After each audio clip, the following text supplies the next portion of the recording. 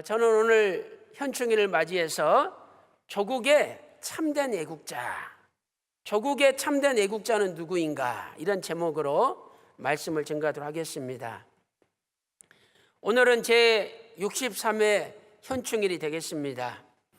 현충일은 나라와 민족을 위해서 목숨 바쳐 충성했던 순국 선열들의 희생 정신을 기리는 날이 되겠습니다.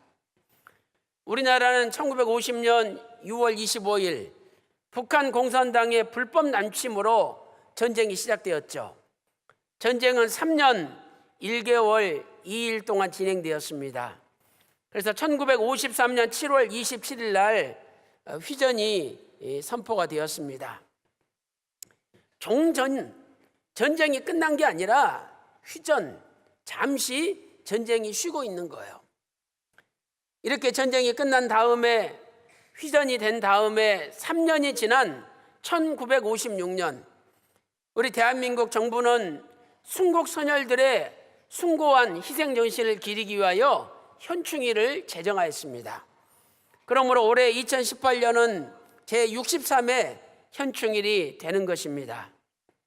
오늘 시편 137편은 이스라엘 백성들이 바벨론 포로에 끌려가서 만국의 서러움을 안고 바벨론 강변에서 눈물을 흘리며 울었다라고 말씀하고 있습니다. 조국을 생각하면서 이스라엘 백성들이 지은 시가 시편 137편이죠. 1절 말씀 보니까 우리가 바벨론의 여러 강변 거기 앉아서 시온을 기억하며 울었도다라고 말씀하고 있습니다. 이 시편 137편에는 참된 애국이 무엇인지, 누가 참된 애국자인지를 우리에게 알려주고 있습니다. 그렇다면 어떤 사람이 조국의 참된 애국자입니까? 첫 번째로 죄를 철저히 회개하는 사람입니다. 애국자는 죄를 철저히 회개하는 사람입니다. 시편 137편 1절에 시온을 기억하며 울었도다라고 말씀하고 있죠. 그 울었도다라는 단어 앞에 우리말 성경에는 없지만 히브리어 원문을 보면 히브리어로 감이라는 단어가 들어 있습니다. 이 감이라는 단어는 울었도다를 수식하고 있죠. 감의 뜻이 무엇입니까? 정말로, 진실로, 이런 뜻입니다. 그러니까 이스라엘 백성들은 가짜로 울은 것이 아니라 진실로, 정말 진심을 다해서 하나님 앞에 울었다는 겁니다. 이것은 그냥 만국의 서름이 아니라 하나님 앞에 회개하는 회개의 눈물이었다는 것을 가르쳐주고 있는 것이죠. 하나님께서 선지자를 보내서 그렇게 말씀하셨건만 이스라엘 백성들은 우상 숭배를 버리지 않았습니다. 안식일을 제대로 지키지 아니하고 안식년을 지키지 않았습니다. 하나님의 말씀을 멸시하였던 것이죠. 이제 그들은 바벨론 포로 끌려와서 노예로서 모진 노역을 하고, 심지어 자기 보는 앞에서 자기 부인이 겁탈당하는 그 비참한 광경을 목격하였습니다. 이러한 고통 속에서 진실로 하나님 앞에 범죄하였음을 회개하였다라고 성경은 말씀하고 있습니다. 그들은 나라를 잃어버린 만국의 슬픔 속에서 누구를 원망하기 전에 모든 것이 자신의 죄였다는 것을 진심으로 고백하게 되었던 것이죠. 이것이 바로 참된 애국자의 길입니다. 나라 사랑은 나라의 죄를 걸머쥐고 기도하는 것에서부터 시작되는 것이죠. 첫 번째로 다니엘 선지자도 나라를 뜨겁게 걸머쥐고 죄를 회개하면서 기도하였습니다. 다니엘 선지자가 포로 귀환 2년을 앞두고 하나님 말씀대로 이 바벨론 포로에서 해방돼야 되는데 현실을 볼 때는 도저히 해방되지 않을 것 같은 상황입니다. 그래서 나라의 죄를 걸머지고 열조의 죄를 걸머지고 다니엘이 금식하며 눈물로 회개하였던 것이죠. 다니엘서 9장 5절 말씀 보니까 우리는 이미 범죄하여 패역하며 행악하고 반역하였다라고 고백하고 있습니다. 다니엘서 9장 7절에 그들이 주께 범죄하였나이다. 다니엘서 9장 8절 하반절에도 우리가 주께 범죄하였나이다. 다니엘서 9장 11절 하반절에도 이는 우리가 주께 범죄하였음이니이다 라고 고백하고 있습니다. 또한 다니엘서 9장 15절 하반절 말씀 보니까 우리가 범죄하였고 악을 행하였나이다 고백하고 있습니다. 다니엘 9장 16절 하반절에는 나라의 죄를 걸머지고 열조의 죄를 걸머지고 기도합니다. 하나님, 우리의 죄와 우리 열조의 죄악을 인하여 예루살렘과 주의 백성이 사면에 있는 자에게 수욕을 받았음이니이다. 이렇게 철저하게 죄를 고백하고 있습니다. 두 번째, 우리나라의 애국자 도산 안창호 선생도 자신의 죄를 철저하게 회개하였습니다. 그는 만국의 서러움 속에서 이 모든 원인이 바로 나 자신에게 있음을 깨닫고 하나님 앞에 회개하였습니다. 일찍이 도산 안창호 선생은 이렇게 고백하였죠. 하나님, 저는 우리 민족의 죄인이올소이다. 우리나라를 망하게 한 책임이 누구에게 있습니까? 바로 나 자신이오소이다. 이렇게 도산 안창호 선생은 자신의 죄를 고백하였습니다. 세 번째로 대한민국의 건국 대통령 이승만 대통령이죠. 이승만 대통령도 자신의 모든 죄를 깨닫고 하나님 앞에 회개함으로 진정한 애국자의 길을 걷게 되었던 것입니다.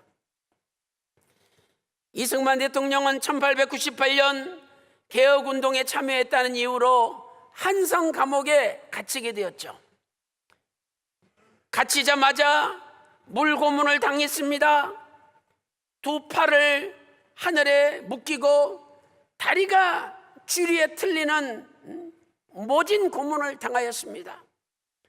그 당시 한성 감옥은요, 조그마한 감옥 속에 50명이 들어있었어요. 계산해 보면 1인당 0.23평, 한 평이 1m 1m잖아요. 그런데 한 사람이 그 안에 쓸 수 있는 공간이 0.23평이에요. 그러니 누워서 잘 수도 없고 그냥 앉아 있는 거에 꽉 끼어가지고 발에 착고가 채었죠. 목에도 착고가 채었죠. 손은 묶여 있죠.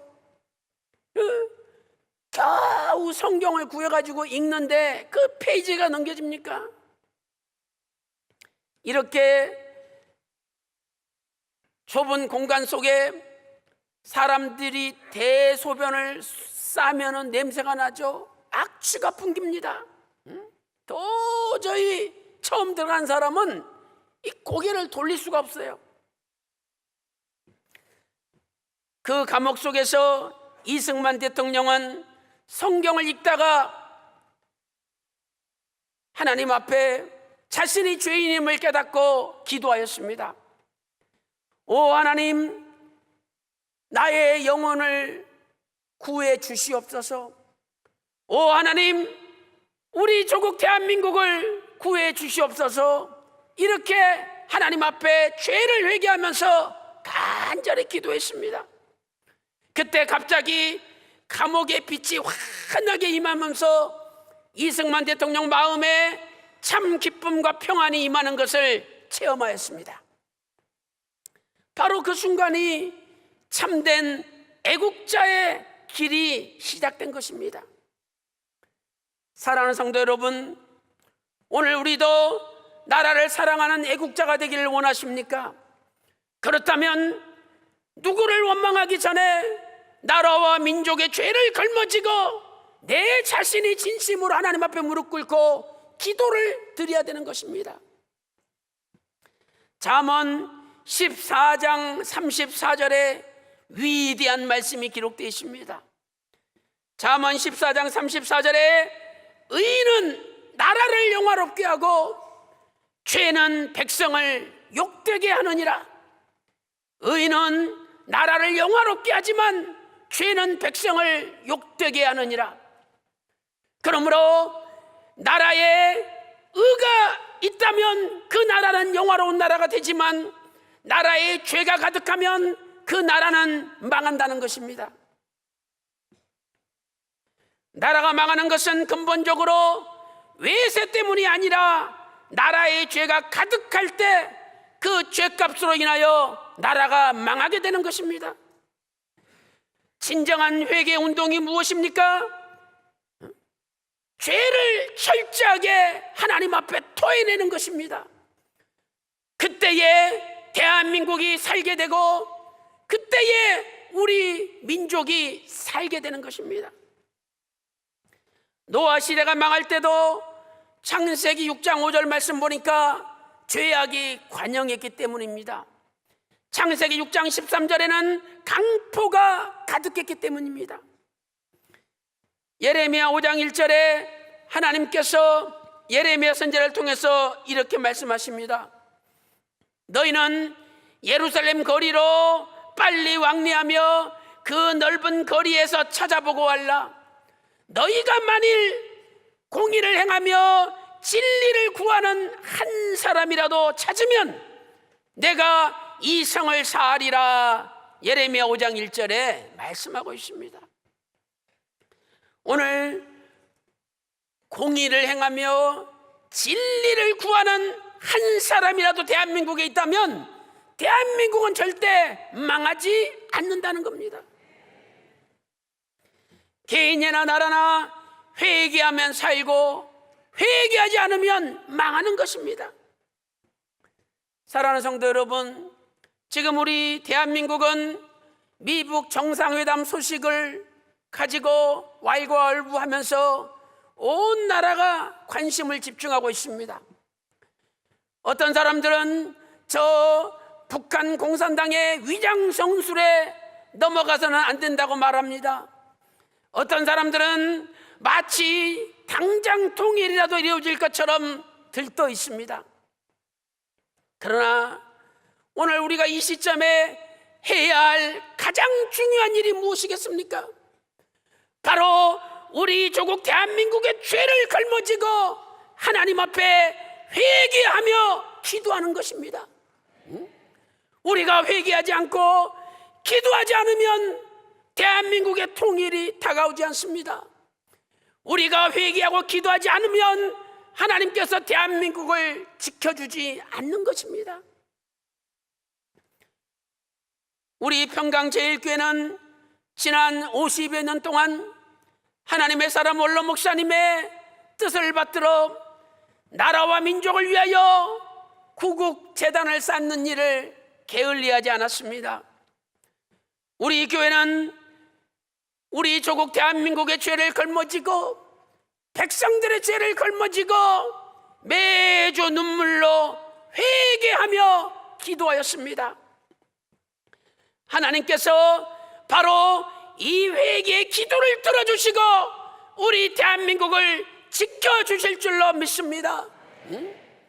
그저 무슨 이슈가 생겼다고 한동안 기도하고 또 사그러지면 잊어버리고 이런 기도가 아니라 끊임없이 쉬지 않고 죄를 회개하며 나라와 민족을 위해서 기도하는 교회가 나라를 살리는 교회가 되는 것입니다.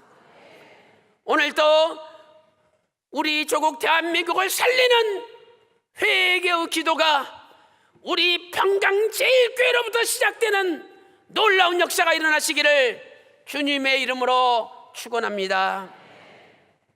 큰 두 번째, 누가 참된 조국의 애국자입니까? 두 번째는 나라를 위해 기꺼이 고난을 받는 사람입니다.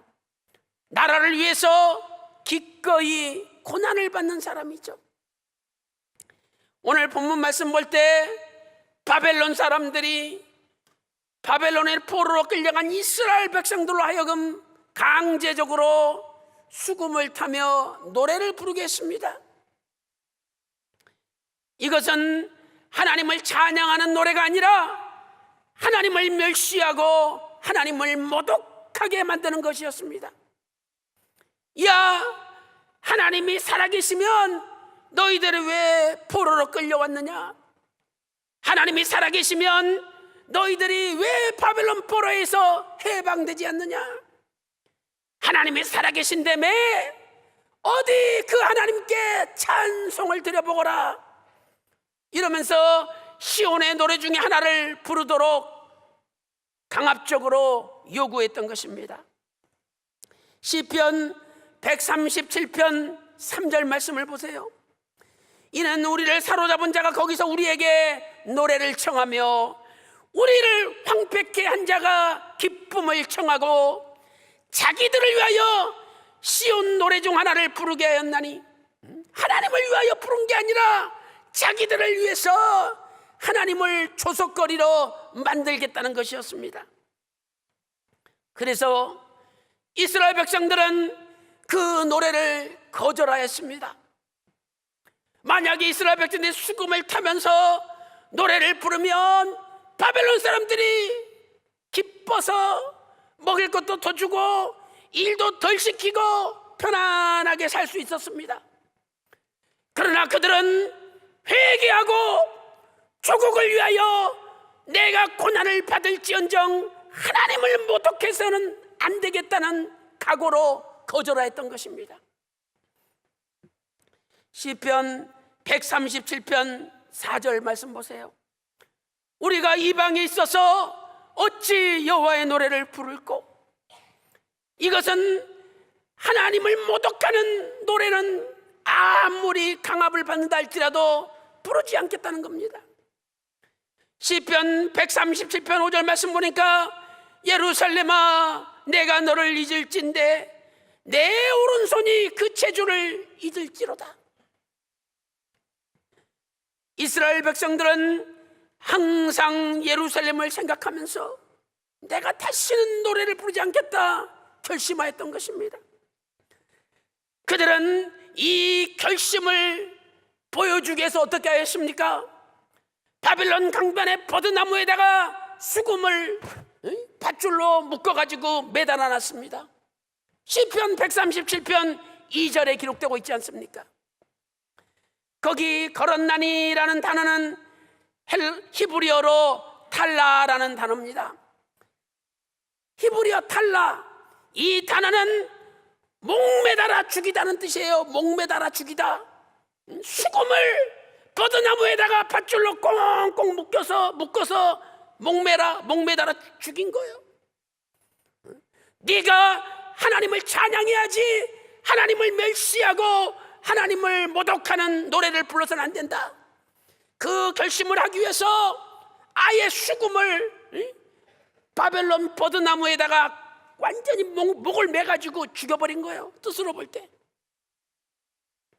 이것은 절대로 바벨론의 명령에 따르지 않겠다는 강한 저항의식을 나타낸 것입니다.